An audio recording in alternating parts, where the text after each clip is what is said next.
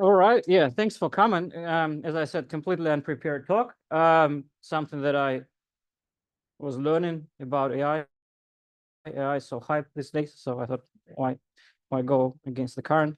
So I'll probably give a quick intro on recently published paper by Google on prompt engineering. It's highly recommended to read it. It's super basic. It talks about prompting techniques like you use for Chat GPT just to talk to it, how to formulate your questions, starting with examples, you know, how to, you know, how to formulate the problem, how to think through steps.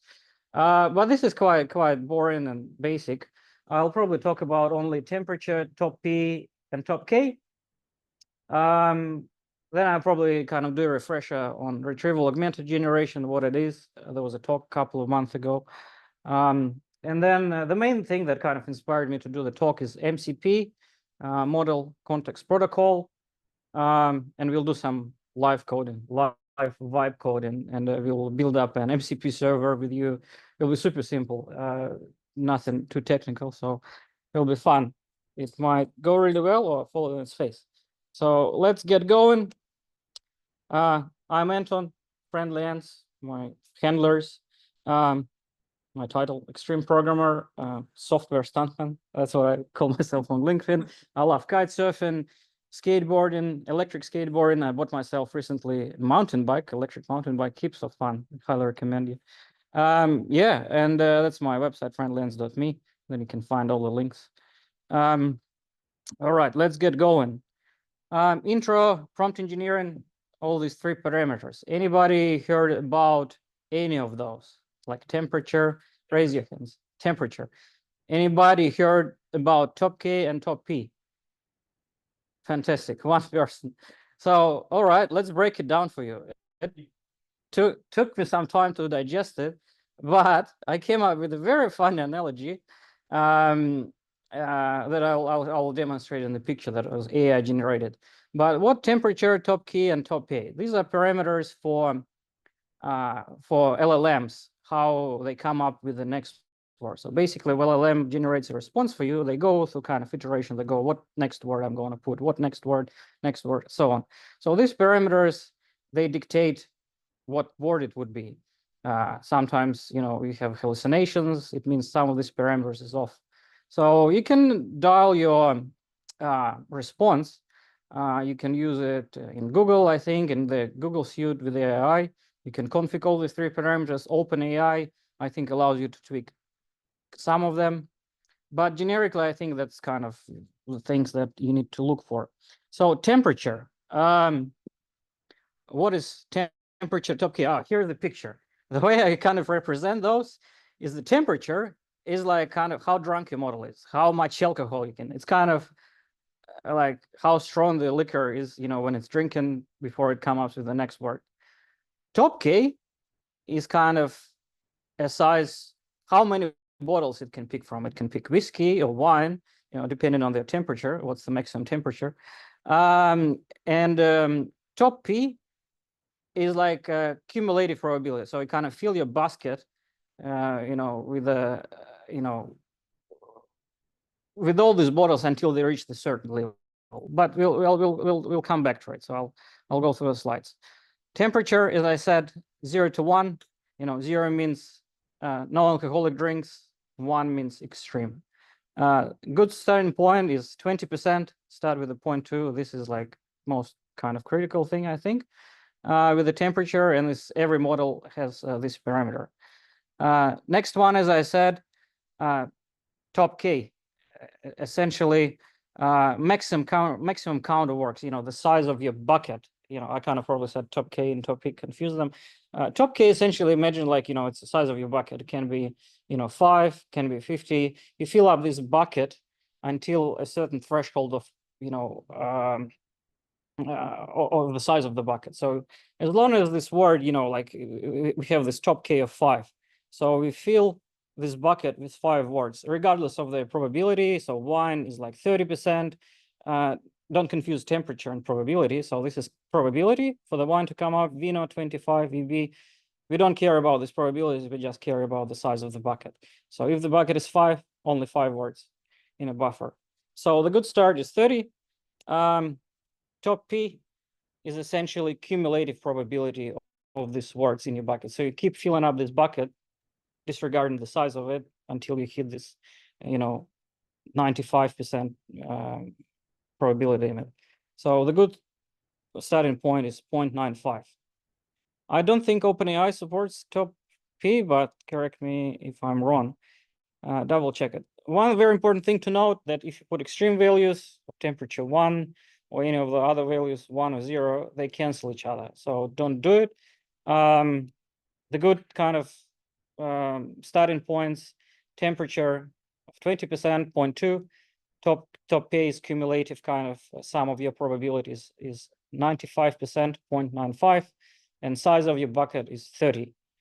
For creative results, you kind of increase the amount of alcohol to 90%, 0.9, top P 99, top K 40, the size of the bucket, and for less conservative, less temperature, less P to 0.9. So you notice top P varies between 0.9 and 99, so it doesn't really go below that.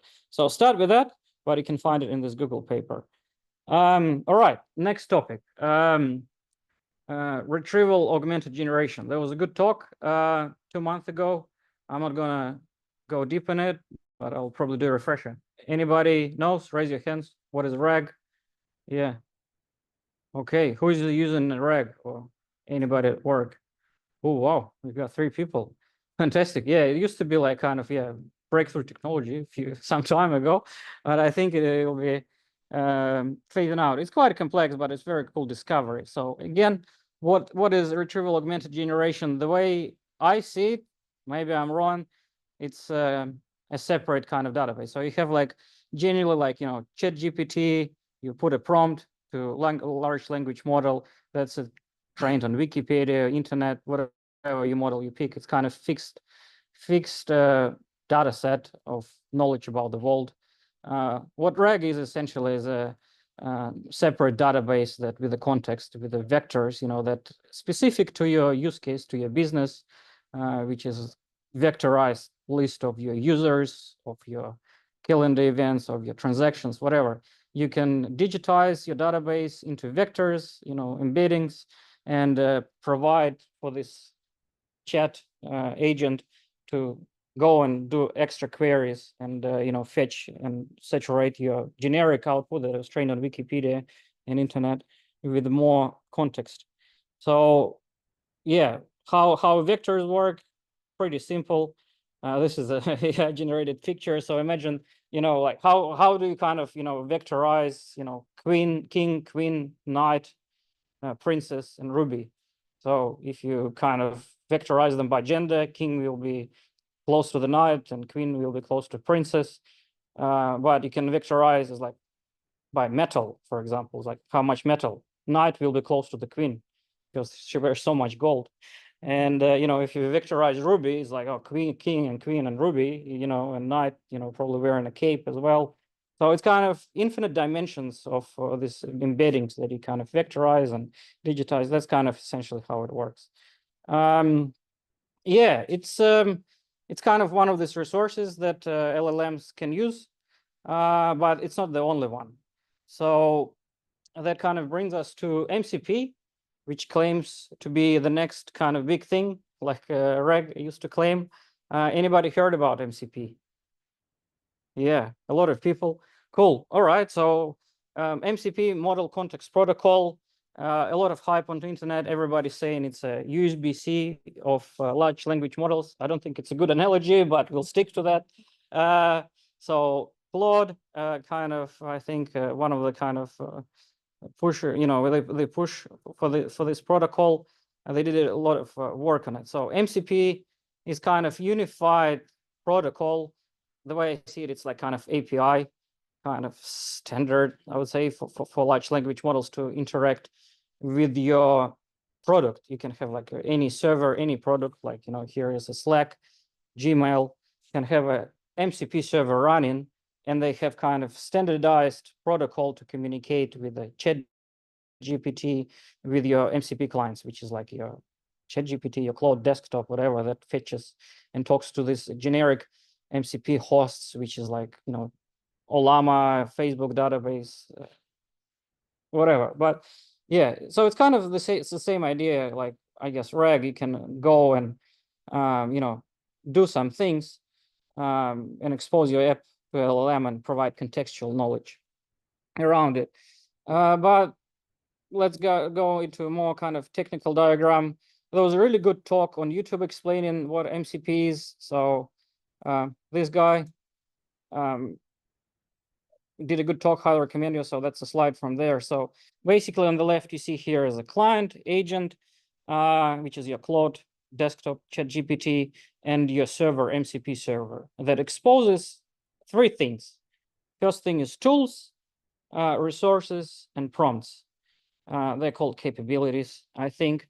So tools and resources, they're kind of interchangeable. So basically, essentially, you can say the tool for ChatGPT to use is like add event, add a calendar invite, or pay money, or send an invite, or post a picture. Resources is something like your kind of database fetch, or something that you just list the most popular users, or list all of the users, or list calendar events. And prompts is another kind of prompt that is going to put, it's like / command when you generate images. But we're not going to talk about it. So the way they decided to kind of write this protocol is it communicates through standard IO or HTTP and server sent events. And the form should be JSON or RPC. Yeah, don't ask us why they came up with this, but that's a standard. So JSON and RPC. So the time, I guess, yeah. Any questions on the thing? All right, the time.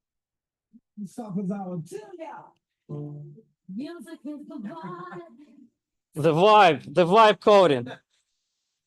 So what I want to do, I hope YouTube doesn't take this video down for.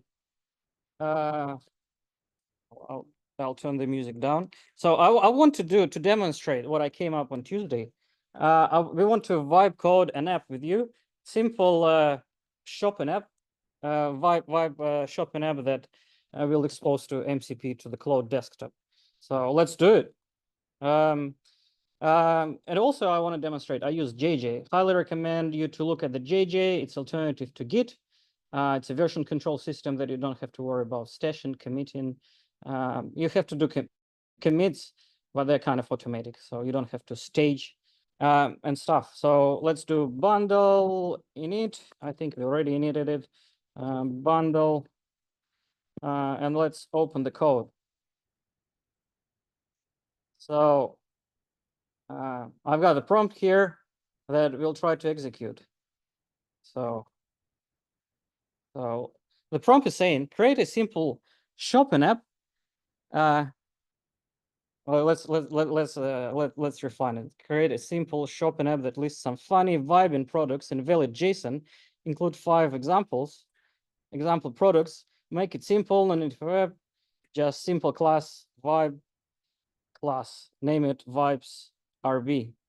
So let's see what it comes up. I found, yeah, I'm using Claude Sonnet. It's probably too complicated. We have to switch down to ChatGPT because it's simpler. Let's do it from before the sun ends. All right, give it some time. Oh, look at that.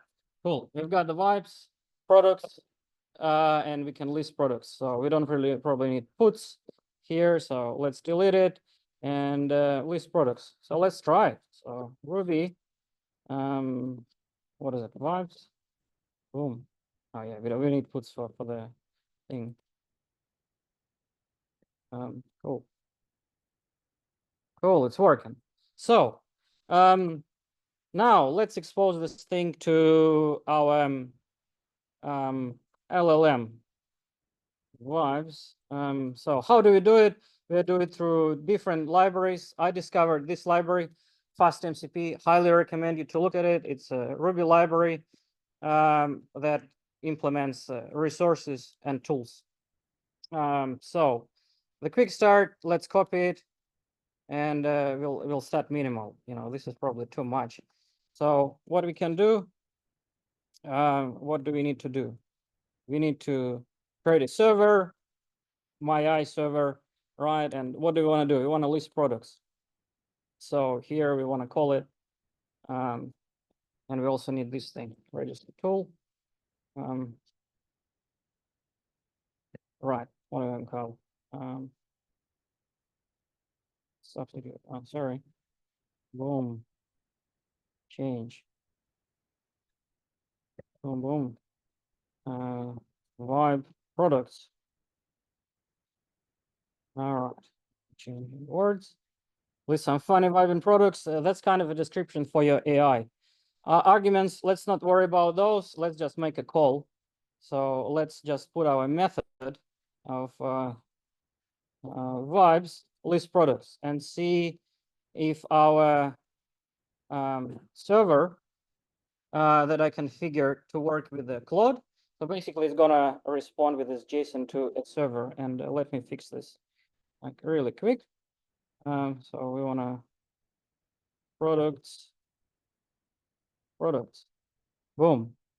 So I'm going to launch a Claude desktop client that some of you are probably familiar with. And what I do, we have this developer tag, and we can edit the config. There's a few servers running at the moment that I connected, Vibe MCP, for example. We can look at this config, and this is as simple as you configure it. You just put a command to run Ruby. I use Mise for Ruby, and then a path to a file. Essentially simple as that. So let's try this. Let's see if we can. It automatically picks it up. Let's shop some vibes. All right, shall we? Boom. Will I click enter? Yeah. Boom. All right, it's thinking. All right, see, it detected my vibe products class, and it's kind of asking me, do you want to execute it? I can always allow it, but let's take our time.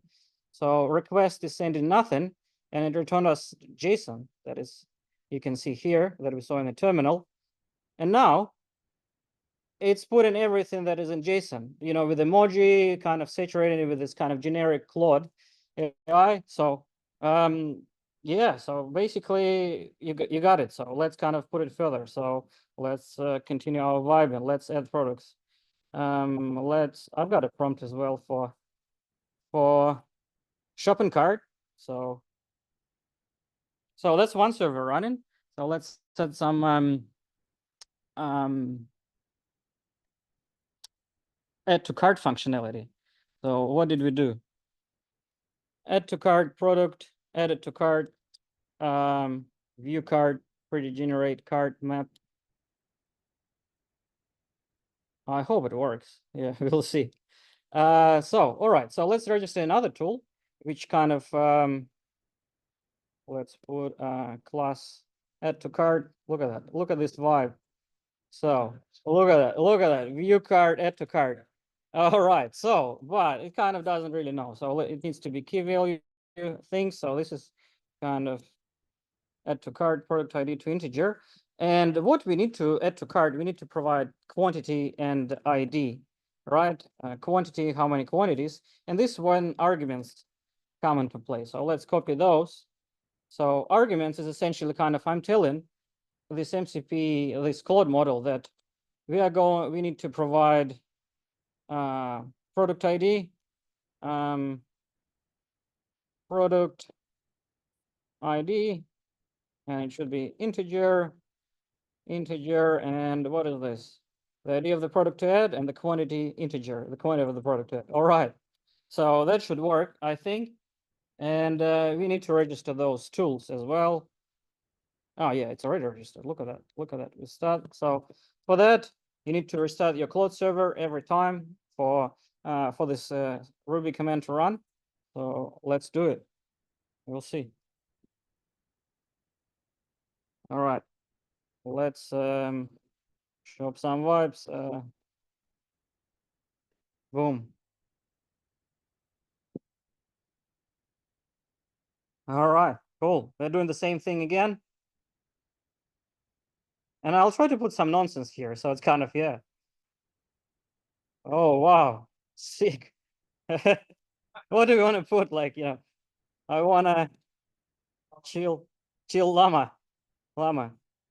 Really bad. Really bad. Like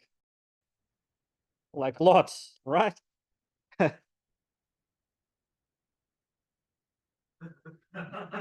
Oh no, it didn't pick up. Yeah. So yeah. So did you put add to product? Oh yeah. 5. Yeah, I see. Oh, I love your enthusiasm. But look at that. Let's do 5. Yeah, let's see if it picks up my server. That's why we just kind of fed it. Add it to cart. Oh, boom. You see, it's kind of picked up product ID from interface that we called it quantity. Boom. We've got a response from a server. This is text that is returning from Ruby. Simple as that. Perfect. Wow. Thanks, computer. What's in the card? Oh yeah. Oh, maybe let's add more. Let's add more. What do we want to add? Virgin sloth mug. Oh, Vibin. Yeah. Or let's see if it comes up. Quantity 1. You see, it's kind of, I didn't specify the quantity. Yeah. Boom. You see, it's kind of saturating this stuff. That was super simple. How much it costs? Will it pick up? Will it pick up the card? Oh, yeah, view card. All right. Yeah, it picked up the card. All right. Let's see the card if it's a valid method. Boom. Total price. Vibin. 137. You see, it did all the math. Okay. That's amazing. All right. Are there any? Let's ask about the promos. Yeah. Are there any promotions? Boom. All right. It's going to check,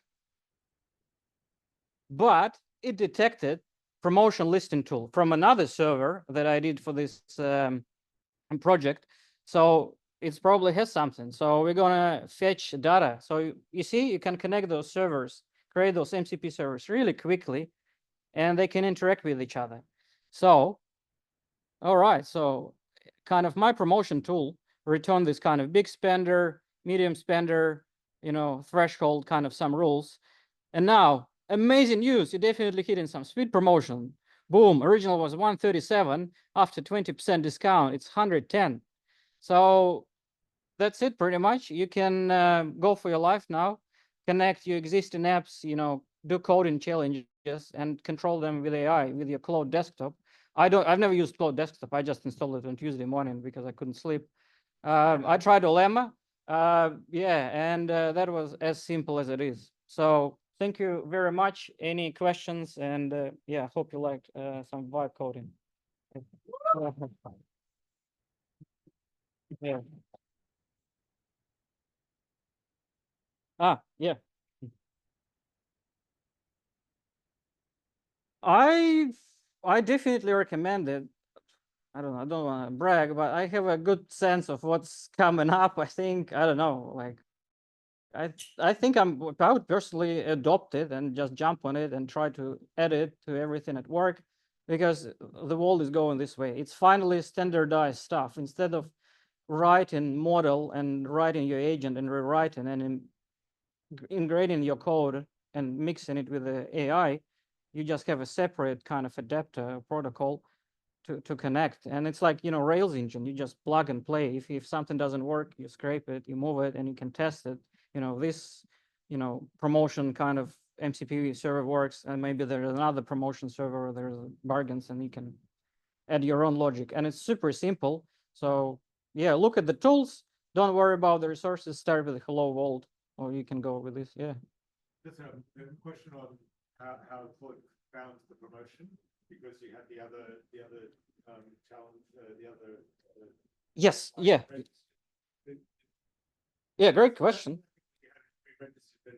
I guess there's some ways you like limit that sort of like Yeah. leaving your sort of your context. Yeah, exactly. So basically, it's this Claude config. You basically how you configure your client. So let's open this config. So basically, this is Vibe MCP that I kind of pointed before that I specify Ruby command, and there's another kind of thing, you know, that just runs the Ruby, and there's another app with this kind of promotions running. So you can have as many servers running, and it picks it up. And if it doesn't work, it will kind of throw an error. It says I wasn't able to run the server. It will be kind of, as soon as you reboot Claude, it will boom. I don't know. Here's the errors. Look at this log file.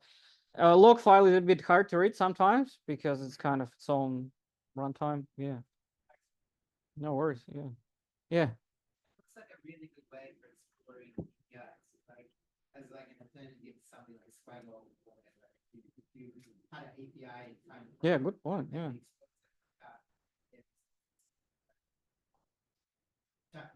It's a great idea. I think everybody should adopt it. So like I can say, what's a security vulnerability? And it's like, cool, yeah.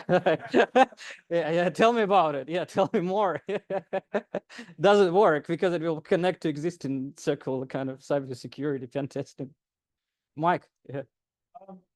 Is there any thoughts out there? Like I haven't researched this. Why would you write your own API if you could write an MCP, just use an MCP server? Like obviously you still have to allow it to do things, and you might still want to authorize and authenticate it. But is there some like fundamental thing I'm missing about like a performance or some other issue? Because obviously if you had an API, if your business was an API and you had an API that exposes an MCP server rather than a Swagger, GraphQL, you name it, then all of a sudden the benefit that I see is that you could then connect one of these tools and it would just work. But is there some fundamental, has anyone talked about like, well, this is not for production, or is... I don't think nobody talked. It's such a new technology. The way I see limitations is first, you know, these things, you know, the outputs that it's standard IO, HTTP and SSE only, and the shape, you know, of JSON RPC. Maybe it's not a deal breaker, but for some people, they want to use other things. It's kind of limited, but that's what they agreed. Security is another thing that I think they're still working on security. You know, there's yeah, Claude's, I think, yeah, like talk interview 2 weeks ago. I think they're still working on it. I don't know how security wise it works, how secure it is. But probably secure enough. Yeah. Yeah, please, question. Yeah. Sort of a comment and sort of talking to is it production ready? I think it was just in the last week, OpenAI had started supporting MCP protocol. They held out for a year and have finally realized, oh yeah, okay, everyone's using it. So yeah, Yeah, I OpenAI see. had a competing product, and Google have had A2A, a competing product for 6 months, and heaps of other people aren't picking up that protocol. So it does seem to be the winner at this stage. Yeah, I guess for the audience, you know, OpenAI was holding up on adopting MCP. I think it's Wild West now. Like the horse has bolted, just bolted. So everybody will adopt it. It will be like new standard, I think, and until something bad happens and everybody's saying. But to me, as you saw, this was simple. We just vibe coded an app and expose it to API. Yeah, you can do your coding challenge, you know, do your thing and show it. This is essentially what I did. I'm like, wow. Instead of doing a terminal, creating Sinatra server that you click buttons. Yeah, this is great. Yeah. Yeah, question. Yeah, I guess so. So I've done Home Assistant installation at my house, and I've got a like voice AI chatbot configured as part of that runs locally. As part of that configuration, you can expose a bunch of the toggles in Home Assistant to that bot effectively in a similar way to MCP protocol. It just gives it a bunch of tools and things that it can do by passing certain JSON responses there. Context somewhere. Yeah. That context gets full pretty quickly. Mm. And I imagine if everyone exposed their wonderful tools, there's MCP servers and a general chatbot added a bunch of them, it would soon clog up and not be very useful anymore. Yeah. Have you pushed it like much further than just adding a couple of tools so far? No, I haven't. I just did what showed. It's a bit more complicated than that, but no. But I guess for the audience, the comment was about Home Assistant, and with the Home Assistant is like smart home automation kind of platform, like similar to your Alexa, Google. I use it myself as well, so you can expose all your entities like bulbs, sockets, and you list to AI. It's been done like couple of years there already. You can list all your bulbs and imagine like if your smart home is pretty advanced, we have sensors, those sensors, bulbs, and the size of the packet is pretty big. So the concern that the size of the kind of request can be out can go out of control if it be exposed to everyone. People don't know what they're doing, but I guess that's nature of things. Yeah, it's like your server, if you can hold a big data pipeline. But yeah, I like the idea with the Home Assistant. I'm like, to me, MCP was exactly what Home Assistant did like years ago, when you just list all your bulbs. Here's a list of all my bulbs. Here's an IDs and here's the state. Do what you want. I just want to like kitchen, to be able to be cooking it. And it's like, cool, thank you. I'll do what I can. All right. I think we'll pass the mic to the next speaker. Thank you very much. Thanks. Yeah.